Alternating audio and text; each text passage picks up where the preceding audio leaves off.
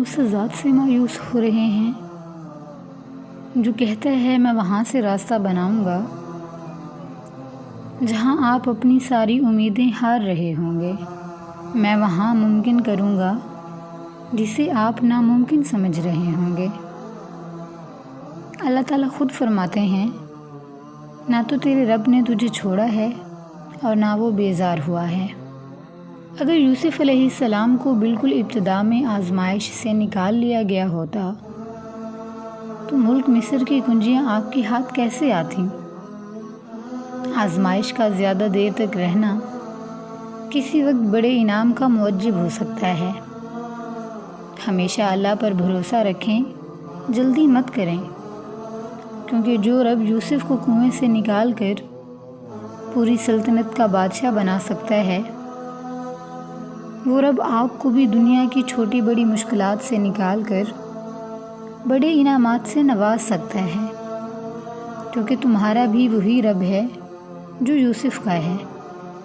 آپ کو پتہ ہے آپ کے پاس ایک بہت قیمتی چیز ہے جو بہت کم لوگوں کے پاس ہوتی ہے۔ اللہ وہ چیز بس انہیں دیتا ہے جنہیں پسند کرتا ہے اور اپنے قریب کرنا چاہتا ہے۔ پتہ ہے وہ کیا ہے؟ دوسروں کی تکلیف کا احساس، دعا کی توفیق، دعاؤں کا جواب نہ ملنے کے بعد یقین اور صبر، یہ بہت خاص چیزیں ہیں۔ اگر آپ کے پاس ان میں سے کوئی ایک چیز بھی ہے تو آپ بہت امیر ہیں، اللہ کے پسندیدہ ہیں۔ اگر یہ نہیں ہیں تو آپ خالی ہیں۔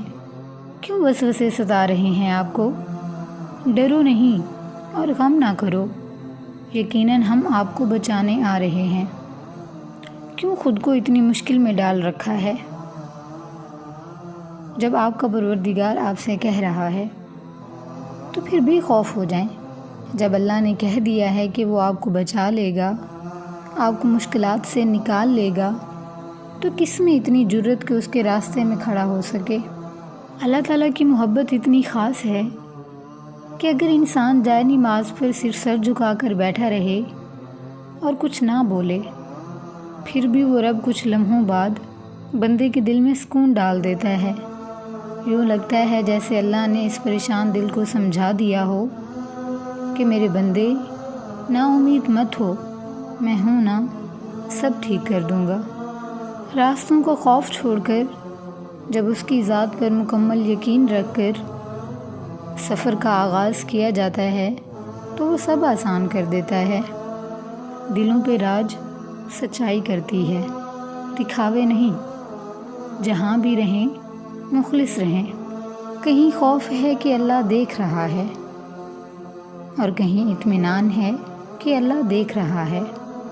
ان منزلوں پر خوش ہو جائیں جو اللہ نے آپ کے لیے چنی ہیں، پھر وہ آپ کو ان منزلوں تک خود ہی لے جائے گا جن تک آپ پہنچنا چاہتے ہیں۔ آپ کا یقین اور آپ کی دعائیں ہی آپ کا مقدر ہوتی ہیں۔ آپ کو پتہ ہے آپ کا مسئلہ کیا ہے؟ آپ نے اپنے فیصلے اللہ پہ چھوڑ تو دیے ہیں مگر دل سے نہیں چھوڑے۔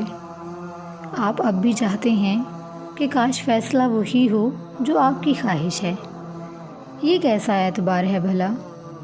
سمندر کے بیچ کھڑے شخص کو اس بات سے کیا غرض کہ کشتی آر لگے گی یا پار؟ اسے تو بس یہ یقین ہونا چاہیے میں ڈوب بھی گیا تو یہ میرے لیے آر یا پار جانے سے بہتر ہوگا۔ یہی تو اعتبار کا امتحان ہے۔ اللہ جتنی محبت اپنے بندے سے کرتا ہے وہ آپ کے گمان سے بھی آگے ہے۔ ہم صرف وہ دیکھتے ہیں جو ظاہری خوبصورت ہے، جبکہ اللہ یہ بھی جانتا ہے آپ کے لیے کیا خوبصورت ہے۔